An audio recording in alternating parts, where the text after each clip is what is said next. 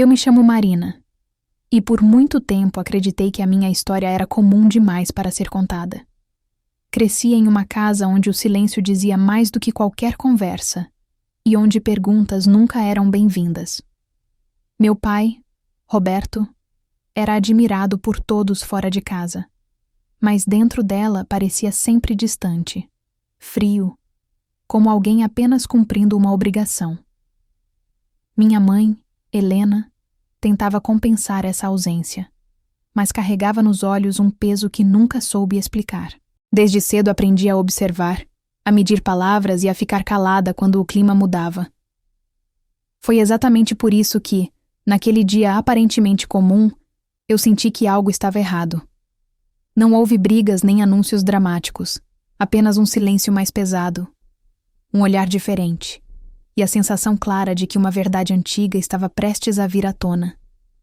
Eu ainda não sabia, mas aquele momento marcava o início da maior revelação da minha vida.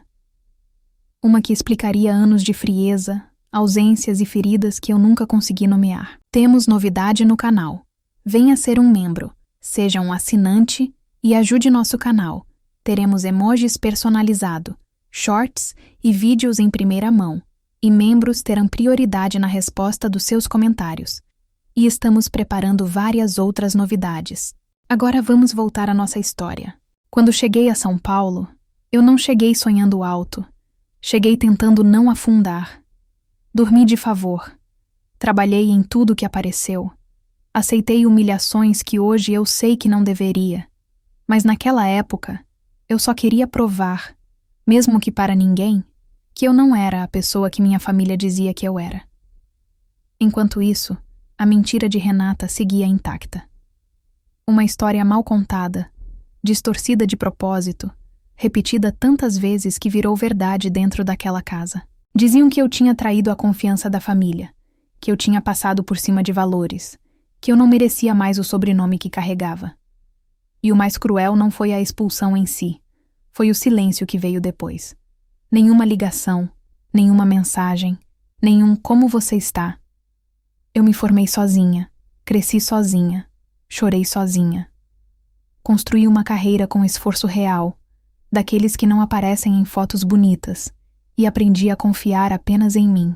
14 anos se passaram assim, até o dia em que recebi o convite para palestrar em um grande evento corporativo. Só quando vi o nome da empresa, percebi a ironia. Era exatamente onde Renata trabalhava. Pensei em recusar. Pensei em fugir outra vez. Mas algo dentro de mim dizia que talvez aquele fosse o fechamento que eu nunca tive. Eu não imaginava como, nem de que forma. Mas a verdade, cansada de se esconder, estava prestes a aparecer. Não por minha boca, mas pelas rachaduras que uma mentira nunca consegue sustentar para sempre. No dia do evento, quando atravessei a porta daquele auditório elegante, senti algo que não sentia havia anos. Não era medo, era um misto de tensão e lucidez, como se cada passo meu estivesse alinhando passado e presente no mesmo corredor. Eu já não era a menina expulsa de casa, mas a lembrança dela caminhava ao meu lado. Enquanto ajustava o microfone e cumprimentava os executivos, vi Renata ao fundo da sala, sentada entre colegas, confiante, sorridente, ocupando um cargo que só existiu porque a minha queda sustentou a permanência dela na família. Nossos olhares se cruzaram por segundos intermináveis, e ali eu percebi algo que nunca tinha visto antes. Desconforto. Durante minha fala, contei sobre ética, responsabilidade e como pequenas decisões moldam trajetórias inteiras, sem citar nomes, sem acusar ninguém, mas cada palavra parecia atingir um alvo específico. Ao final, uma diretora da empresa subiu ao palco para anunciar uma premiação interna e, ao mencionar uma auditoria recente, revelou inconsistências antigas ligadas a um relatório falsificado. O mesmo relatório que, anos atrás, foi usado como prova da mentira contada contra mim. O silêncio que se espalhou pela sala não foi constrangedor, foi revelador. Ali, diante de todos, a narrativa começou a ruir. Renata empalideceu. Pela primeira vez em 14 anos, A mentira que me expulsou não tinha mais onde se esconder. Naquele instante, eu entendi que o destino não precisava de pressa. Ele apenas aguardava o momento certo para agir. A diretora continuou falando, explicando que a empresa havia identificado falhas antigas, assinaturas forjadas e decisões baseadas em informações manipuladas por alguém que na época ocupava um cargo júnior e hoje estava em posição de confiança.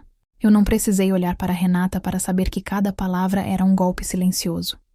As pessoas começaram a cochichar. Alguns olhares se voltaram para ela, outros para mim, tentando ligar pontos que até então pareciam desconectados. Após o evento, fui abordada por membros do conselho, que pediram uma conversa reservada. Foi naquela sala de vidro, fria e impessoal, que tudo se encaixou. Eles mostraram documentos antigos, arquivos digitalizados, datas, e-mails. O mesmo material que, 14 anos antes, havia sido apresentado à minha família como prova da minha desonestidade. Pela primeira vez, alguém disse em voz alta que eu nunca tive chance de defesa, porque a história inteira foi construída para me excluir. Enquanto isso, do lado de fora, Renata era chamada para prestar esclarecimentos. Eu não senti alegria, nem alívio imediato. Senti algo mais profundo. A confirmação de que sobrevivia a uma injustiça, sem saber se um dia ela seria corrigida. E agora, ali, a verdade não vinha para me pedir nada. Vinha apenas para existir. Mas o momento mais difícil ainda estava por vir, porque poucas horas depois, recebi uma ligação que eu nunca imaginei receber novamente. Era da minha mãe, Helena, com a voz trêmula, dizendo que precisava me ver.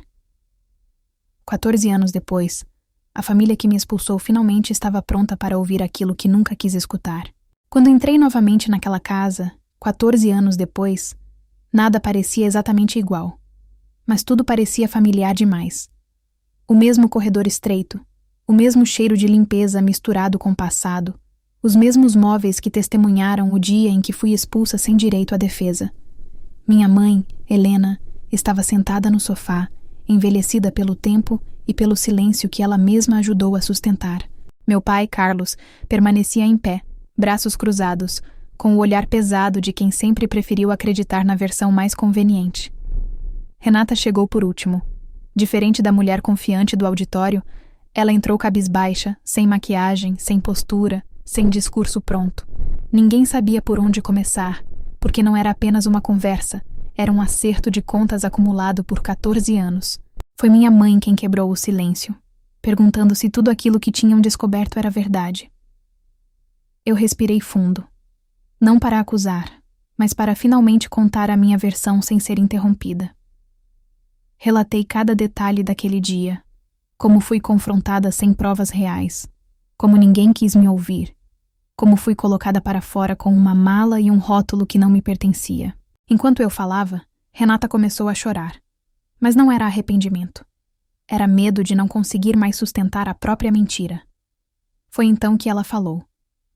Com a voz falha, Renata confessou que havia adulterado documentos, distorcido informações e criado toda a história por inveja e desespero. Disse que tinha medo de perder espaço, de não ser suficiente, de viver sempre à minha sombra. Admitiu que nunca imaginou que a mentira duraria tanto, nem que eu conseguiria seguir em frente sozinha. Cada palavra dela era como um peso sendo retirado do meu peito, mas colocado diretamente sobre o dela. Meus pais ficaram em choque. Meu pai sentou pela primeira vez, como se o corpo não sustentasse mais o orgulho que manteve por anos. Minha mãe chorava em silêncio, repetindo que deveria ter me ouvido, que deveria ter me defendido. Eu observei aquela cena sem a euforia que muitos esperariam. Não havia vitória ali, apenas constatação. A verdade finalmente tinha nome, rosto e confissão. Mas o tempo perdido não voltaria. Quando me pediram perdão, eu fui sincera. Disse que aceitava o pedido, mas que o vínculo não se reconstrói no mesmo ritmo da verdade. Saí daquela casa diferente da menina que foi expulsa. Não porque fui validada, mas porque, 14 anos depois, eu já não precisava mais da aprovação deles para seguir inteira. Essa história mostra que uma mentira pode até expulsar alguém de um lugar, mas nunca consegue apagar a verdade para sempre. O tempo passa, as versões se sustentam por anos, mas chega um momento em que tudo vem à tona, mesmo que tarde demais. Que isso sirva de alerta. Quem escolhe o silêncio para proteger uma injustiça acaba perdendo mais do que quem foi obrigado a recomeçar do zero. Porque no fim, a verdade sempre encontra um jeito de voltar, e quando volta, não pede permissão. Não esqueça de deixar seu like e comentário, isso ajuda muito o nosso canal. Se inscreva, compartilhe e ative o sininho para receber as notificações e novidades do nosso canal. Beijos, fiquem com Deus, até segunda. Se vocês quiserem que eu comece a postar os vídeos às 18, deixem nos comentários. E família, vingança silenciosa. Temos novidade. Vocês agora podem se tornar membros do nosso canal e ter acesso a vídeos antecipados, emojis personalizados, entre outras coisas que estamos preparando para vocês. Sejam bem-vindos.